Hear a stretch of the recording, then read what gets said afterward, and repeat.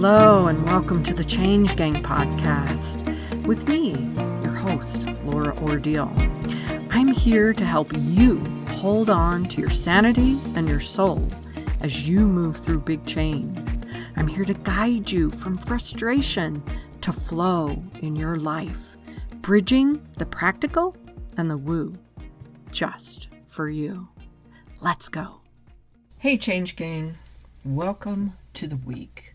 This week we're going to talk about anxiety, especially the anxiety around change, because so many people avoid change or backtrack on change or don't push through into the things that they want because anxiety takes hold. And a lot of people don't even understand that it is anxiety that's got a hold of them because they maybe haven't experienced it before in their life, or it's showing up in a way that they don't associate with anxiety. Anxiety can be mental and physical. It can show up in both or either instance. I've actually had it show up in both, mentally and physically. How are some of those ways that it shows up? It can show up with what you would call stress, feeling stress. It can be panic attacks. And some people think, oh, I've never had a panic attack, I've never had an issue, but maybe I have a little claustrophobia. Or, yeah, I just had an instance where my breathing got a little difficult. I couldn't breathe very well, and I just had to get out and get some fresh air. Those could be panic attacks. Oftentimes it feels like maybe you're almost having a heart attack. It's that uncomfortable. It can feel like your chest is squeezing. It can feel like in your stomach something's really wrong. It can show up mentally with overwhelm or indecision because you can't make a choice because you're afraid of making the wrong choice. That's associated with anxiety. Mental fog. And with all the people that have experienced COVID and long haul COVID or any chronic illness, they probably have had some mental fog because your body goes into anxiety and your brain goes into that anxiety mode, and it just will almost cloud things up so that it can help you try and calm down and let go of some of the things that are going on around you. Your mind, your body, everything, your soul they're all trying to work together to keep you safe, to keep you comfortable, to keep you in a state of feeling good, feeling happy. Perfectly, it would be in that state of joy. And once you experience a state of joy, it feels so good and you just want to be in that state of joy. And yes, we're meant to experience everything because we're meant to experience the sadness and the difficulties and all of the range of emotions that we are gifted with in this wonderful world of being a human. But for the most part, we are not meant to live in a constant state of anxiety, which causes a lot of times that fight, flight, freeze stuff that goes on, which is part of sometimes overwhelm, the panic attacks that come on. It's your system trying to put you in a state where it can heal. It can shut down for a minute because it's in overload. And I think overload is often so much of a state of being these days because we have so much input coming from absolutely every direction. Every direction. We have it coming from the people around us, whether it's just in our home or when we're out in the world. We have it coming from our phones, our devices, our computers. We have it coming from the TV. We have it coming from everywhere. And when our systems try to process all that, it can be a little bit crazy and overwhelming for it. So it goes into that fight, flight, freeze mode, that anxiety mode. And I know so many people say, well, yeah, but that's just a part of life. It is a little bit a part of life. Absolutely. You're going to have anxiety sometimes. You're going to have some anxiousness. You're going to have a little bit of stress. You're going to have a little bit of, oh my goodness, what do I do? The indecision. But if you're in that state for an extended period of time, it's not a great place to be. It's just not. And one of the things that can cause that to happen, that can really put your system in overload, put your anxiety in overdrive, is change. Oftentimes a big change. It can be a birth, a death, a job change, a home change, more than one of those going on at a time. What if there's people that, they get married, they get a home, they have a baby, they maybe have a change in their job, they have all those things within a couple of years, a few years. Anxiety is probably going to come into play in there because you've got so much going on. You have so many pieces of yourself spread out in so many different directions. And in today's world, we're often just expected to deal with it. That's just how life is. Just move through it. Well, I'm here to say that there are ways to help with that. There are ways to move you through change without the giant anxiety that sometimes comes with it.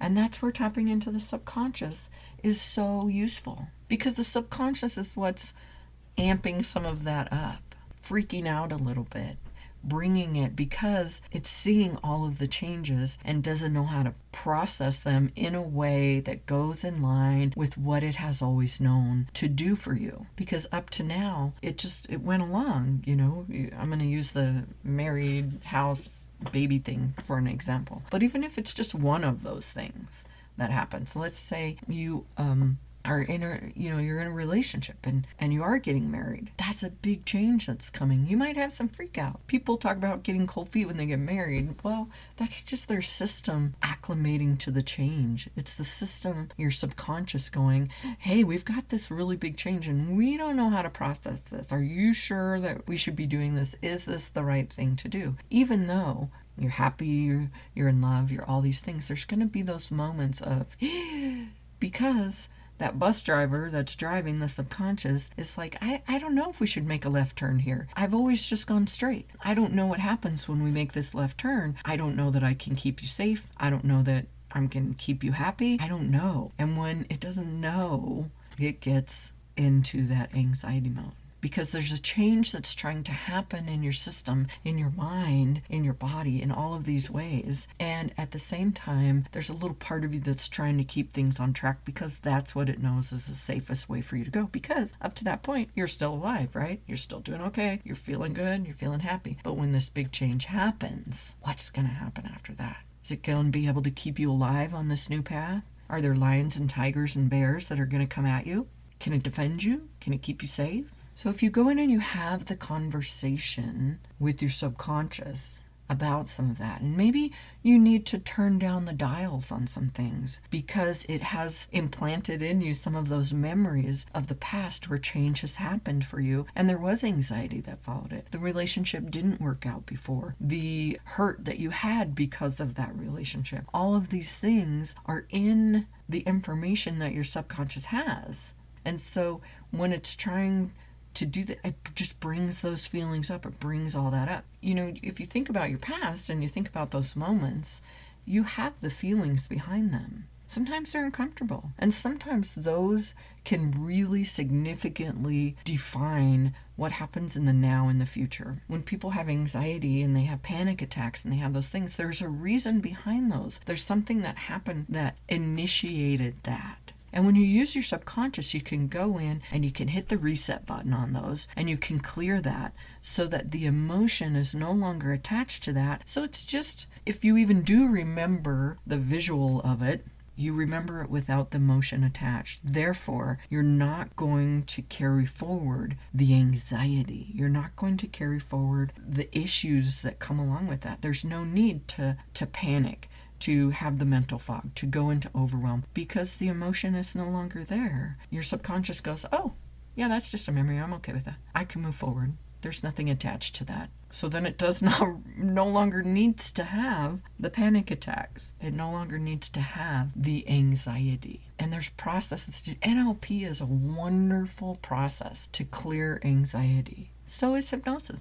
They're great. They work wonders. NLP can actually clear phobia, spiders and flying. And there's people out there that have button phobias and banana phobias or the color yellow. They panic when they see the color yellow. There's something anchored in them somewhere with an emotion that triggers the instance of that. And the same thing can be happening in you. And you might not even be aware of it. You might not know. I don't know when this started, what happened, why it's there. That's okay.